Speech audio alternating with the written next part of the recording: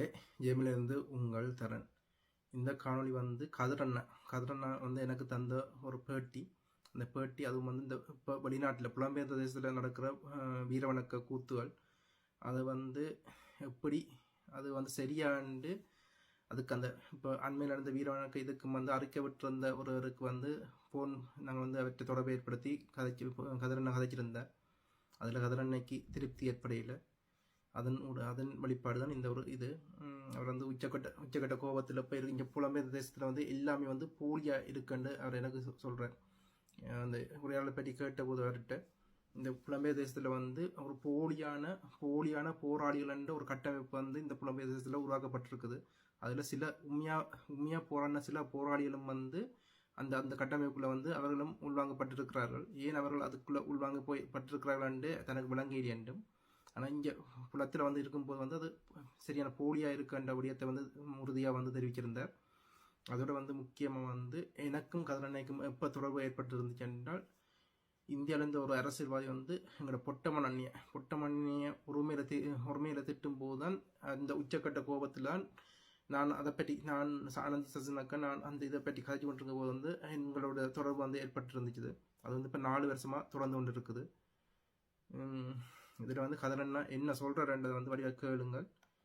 எனக்கு இப்படி ஒரு போராளி, இப்படி வந்து இறுதிக்கட்டம் வரை இருந்த ஒரு போராளி வந்து என்னோட தொடர்பில் இருந்து இந்த வரலாறு கடத்துறது வந்து எனக்கு கிடைச்ச ஒரு பாக்கியமாக நான் இதன்றேன். எங்கள் மக்கள் மத்தியில் வந்து உண்மையான இங்கே வந்து சுற்றி வந்து போலிகளும் பொய்களும் இதாண்டு இருக்கும்போது வந்து எங்களோட உண்மையான வரலாறு, எங்களோட ஒரு உண்மையான போராளிகள் எப்படி உணர்வார்கள், எப்படி சிந்திப்பார்கள் என்ற இதை உணர்ச்சியை வந்து என்னால் புரிஞ்சு கொள்ள முடியக்கூடியதாக இருக்குது.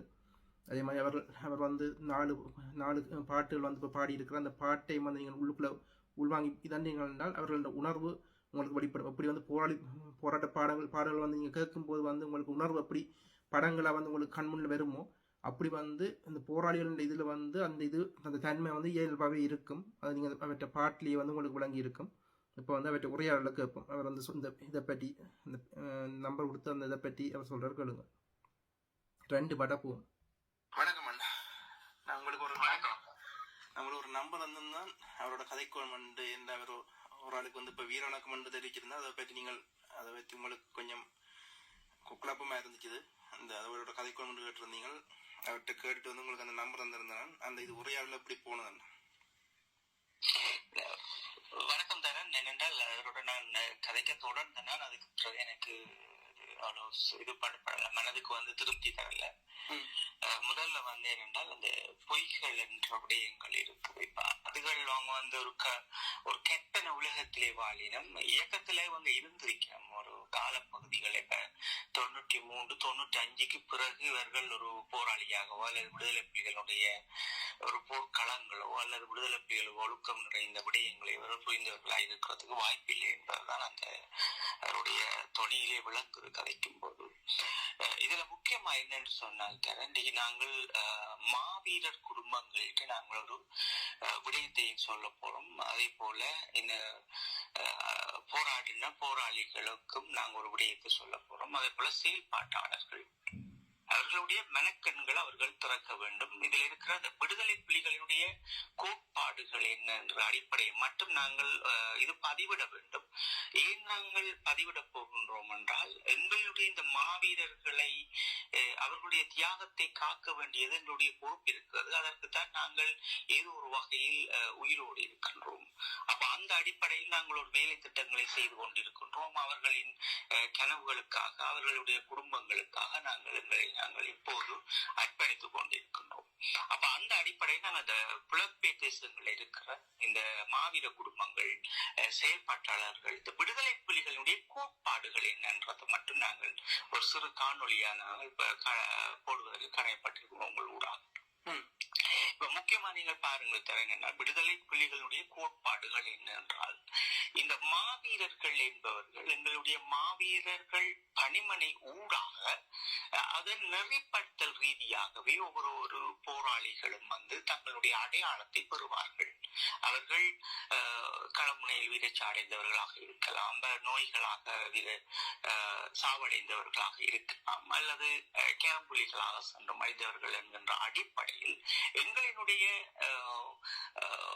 மாவீரர் பணிமனையின் ஊடாக இது நடைபெறும். ஆனா இதில் ஒரு முக்கியமான விடுதலை புலிகளினுடைய ஒரு மிக கோட்பாடுகள் எங்களுக்கு இருந்தது. எப்படி என்று சொன்னால், நாங்கள் போராட்டத்தில் இருக்கின்ற போதும் சரி, எங்களுடைய போராளிகளை நாங்கள் வழிநடத்துகின்றவர்களாக நாங்கள் தேர்ச்சி பெற்று போர்க்களத்தில் நின்றவர்கள் என்ற அடிப்படையிலும் சரி, தேசிய தலைவரோடு பயணித்தவர்கள் என்கின்ற அடிப்படையிலும் இந்த கோட்பாடுகள் நிறைய இருக்கிறது. ஒரு போராளியானவன் ஒரு கிழமை 2 கிழமை என்கின்ற அடிப்படையில் அவர்கள் வீடு சென்று வர முடியும்.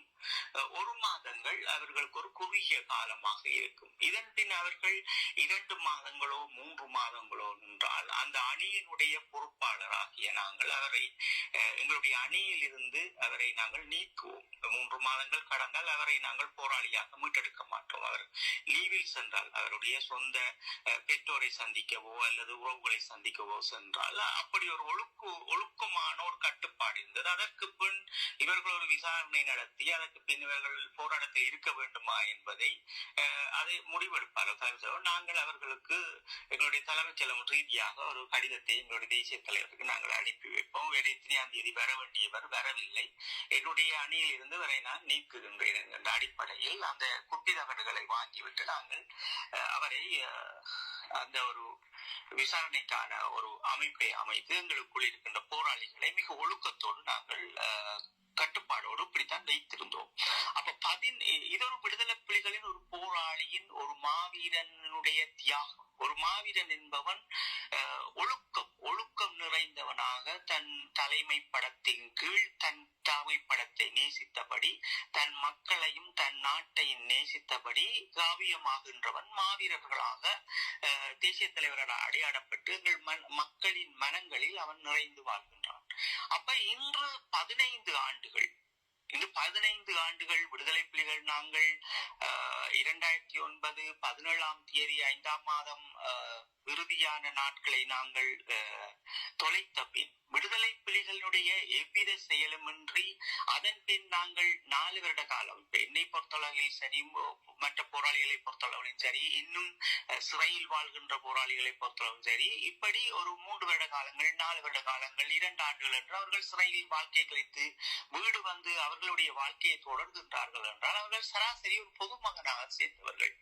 அப்ப இவர்கள் சாவடைகின்ற போது ஒரு போராளியான ஒரு தகமையை கொடுப்பதோ அல்லது ஒரு மாவீரருக்குரிய வீர வணக்கத்தை பதைத்தெடுப்பதோ அவர்களை சார்ந்தவர்கள், இது ஒரு அயோக்கியத்தனமான விடயமாகும். இப்ப ஒட்டுமொத்தமாக தமிழீழ விடுதலை புலிகளில் ஒழுக்கம் என்பது முக்கியம் நிறைந்தது. அப்ப விடுதலை புலிகளில் 3 மாத காலமே ஒரு லீவில் சென்று வர முடியாது. அப்படி என்றால் அவர் சரியான ஒரு விளக்கத்தை தலைப்படத்துக்காக அவர்கள் வழங்கியிருக்க வேண்டும், தங்களுடைய பொறுப்பாளருக்காக வழங்கியிருக்க வேண்டும் என்கின்ற அடிப்படையில் தான் அவர் மீண்டும் போராளியாக இணைத்துக் கொள்ளப்படுவார். அப்ப இப்படி இருந்த ஒரு மரபின் அடிப்படையில் வளர்ந்த தமிழீழ விடுதலை புலி உறுப்பினர்கள் இன்று 15 ஆண்டுகள் கழிந்த பிறகு கண்டவர்கள் எல்லாம் இன்று வீரவணக்கம் செலுத்திக் கொண்டு இந்த சமூகம் தங்களுக்கான ஒரு மாவீர தியாகங்களை கொச்சைப்படுத்துவதை இவர்களிடமே நாங்கள் உங்கள் மனக்கண்ணை திறந்து நீங்கள் எதை இந்த உலகத்திற்கு செய்ய வருகின்றீர்கள் என்கின்ற இந்த அலங்கோலங்களை புலம்பெயர் தேசங்களிடம் நான் கேட்க விரும்புகின்றேன். எனக்கு இது புலம்பெயர் தேசத்தில் புதிதாக இருக்கின்றது. இதை பற்றி கதைக்க வேண்டும் என்று போராளிகளோடு நான் முற்படுகின்ற போது போராளிகள் பொய்களை பேசுகின்றதால் நான் அவர்களிடமிருந்து விலக்கிச் செல்கின்றேன். தமிழீழ விடுதலை புலிகளினுடைய போராட்ட வரலாற்றுக்கு எல்லோரும் களமுனையில் நின்றவர்கள் எல்லாருக்கும் தெரியா இல்லை. எனக்கு தெரிந்ததை என் பகுதியில் நான் சொல்லுவது என்னுடைய கடமை.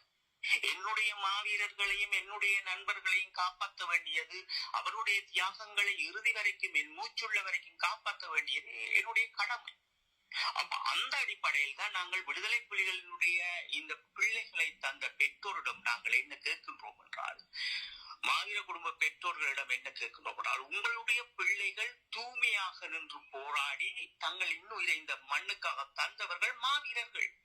15 வருடங்கள் கழித்து ஒருவர் சாவடைகின்ற போது அவர்களை உங்கள் பிள்ளைகளோடு எப்படி நீங்கள் ஒத்துப்போக வைக்கின்றீர்கள், எப்படி நீங்கள் இணைக்கின்றீர்கள்? அப்ப இந்த முட்டாள்தனத்தை நீங்கள் புலம்பெயர் தேசங்களில் அகற்ற வேண்டும். விடுதலை புலிகளினுடைய ஒழுக்கங்கள், பழக்கங்கள், அவர்களுடைய பண்புகளும் மாவீரர் செல்வங்களினுடைய தியாகத்தை